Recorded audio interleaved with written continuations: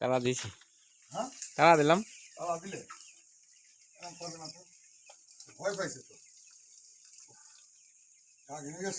আপনার এই মুরগির বয়স কতদিন? আজকে 50 দিন, 50তম দিন চলছে। আর কতদিন পর ডিম পাড়বে? অর্থাৎ 132 দিন লাগে। হ্যাঁ, তার ভিতরে ওই 122 দিন পর থেকে কিছু দেখা যায়, অল্প কিছু। 122 দিনে কত টাকা খরচ হবে? অনেক টাকা খরচ হবে ভাই, দেখা যাক কতটুকু খরচ হয়। তারপর তো এখন তো মোটামুটি ভালো একটা অবস্থানে থাক, সমস্যা নেই। মানে মুরগির এই রোদ্রি, হ্যাঁ, অনেকটাই অনেকটাই এটা ভালো দিক দেখা যায়, কিন্তু অল্প দিন তো এখনো মুরগি বড় হওয়া পর্যন্ত একটু অপেক্ষা করতে হবে।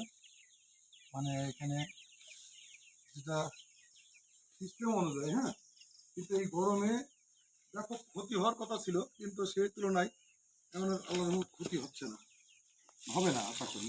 ট্রিটমেন্ট চলছে ভালো, তারপরে অনেকটাই কাজকর্ম করছি, এখানে খাবার টাবার দেওয়া হচ্ছে সুন্দর পরিবেশে।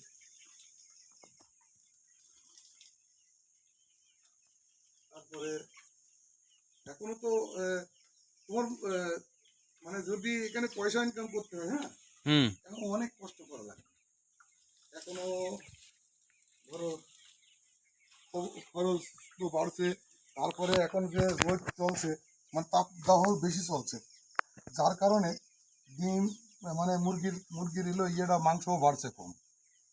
তারপরে মাংস না হলে তো ডিম পারবে কি করে? পরিশ্রম না হলে তো টাকা হালাল হবে না। আরে ভাই, কষ্ট, খুবই কষ্ট। কারণ কি শুনবা, এই যে এই গরমে এই যেভাবে বিলে দেওয়া শুরু করেছে, হ্যাঁ, মানে খুব কষ্টই হয়। কারণ পা দিয়ে এখন দিতে হয় তো, এখনো বড় হয়নি ভালো, সেই জন্য পা দিয়ে দিতে পারছি। হয়তো বা ঘর লোড হয়ে যাবে, আর সপ্তাহ 2-3 পরে এই পুরো ঘরে একদম টাইটাই দেখা যাবে। তারপরে মুরগি তো এখন তো ঘর পুরো ভাবে এসে গেছে, তাই না?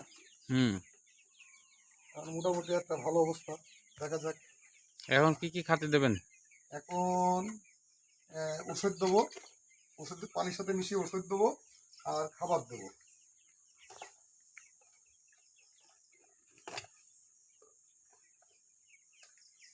আপনার গতবারে প্রজেক্টে কি লাভ ছিল? মোটামুটি ছিল, কিন্তু গতবার তো ডিমের দাম বেশ ভালো ছিল। ডিম 14 টাকা পর্যন্ত বিক্রি করেছি, পাইকারি 14 টাকা বিক্রি করেছি। সেই জন্যই বললাম যে গতবার দাম ছিল ভালো। এইবার আল্লাহ দেখা যাক, এখন তো ডিম আসেনি, হয়তো বা আসলে দেখা যাবে যে কী অবস্থা হয় ডিমের। ওই দিয়ে এখন তো ডিম তো নেই, দেখা যাক আগামীবার। আপনার এই মুরগিতে খুব ঠকিয়ে দেয়।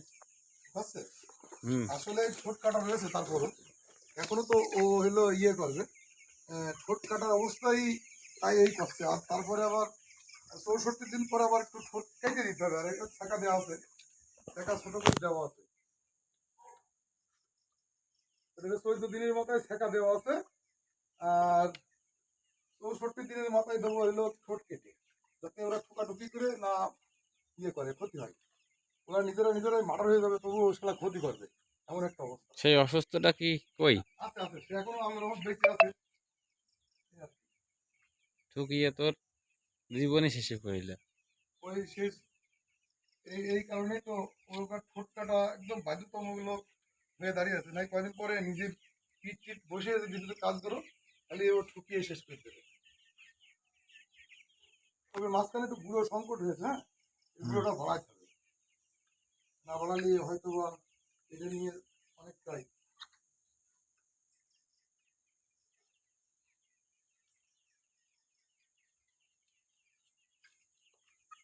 সেই মুরগিটা দেখা যাচ্ছে না।